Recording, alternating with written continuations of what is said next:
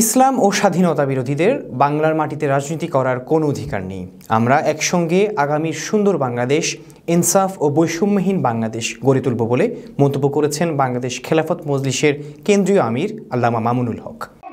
তিনি শনিবার বিকেলে কচুয়া সরকারি ডিগ্রি কলেজ মাঠে বাংলাদেশ খেলাফত মজলিস কচুয়া উপজেলার আয়োজনে বিশাল জনসভায় নির্বাচনী প্রচারণায় প্রধান অতিথির বক্তব্যে উপরোক্ত কথাগুলো বলেছেন। বাংলাদেশ খেলাফত মজলিস কচুয়া উপজেলা শাখার সভাপতি মুফতি নুরুল ইসলাম মাদানীর সভাপতিত্বে ও পৌর কমিটির সভাপতি রিয়াজুল হক মজুমদারের পরিচালনায় স্বাগত বক্তব্য রাখেন বাংলাদেশ খেলাফত মজলিস ঢাকা মহানগর দক্ষিণের সহসভাপতি ও চাঁদপুর ১ আসনের মনোনীত প্রার্থী আনিসুর রহমান কাশিমি।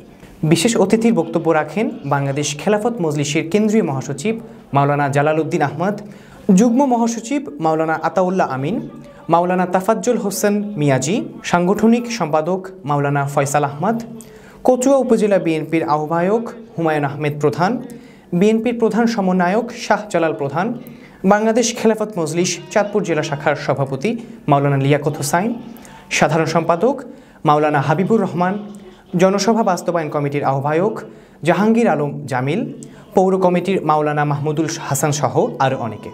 এ সময় বাংলাদেশ খেলাফত মজলিসের কচুয়া উপজেলা ও বিভিন্ন ইউনিয়ন পৌরসভা কমিটি সদস্য ও উপজেলার বিভিন্ন রাজনৈতিক নেতৃবৃন্দ উপস্থিত ছিলেন।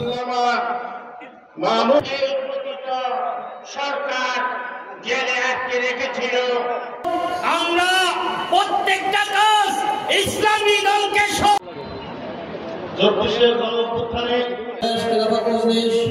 কচুয়া উপজেলা শাখা কর্তৃক আয়োজন থেকে আমাদেরকে বঞ্চিত করা হয়েছে।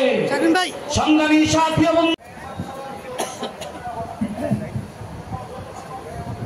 জমিন আল্লাহর আসমান এবং জমিনে বিশাল জনসভার সম্মানিত মেহমান আল্লাহ তাবারাক ওয়া তাআলা কবুল করুন। মাসুমিনাল্লাহি ওয়া ফাতহুন করিম।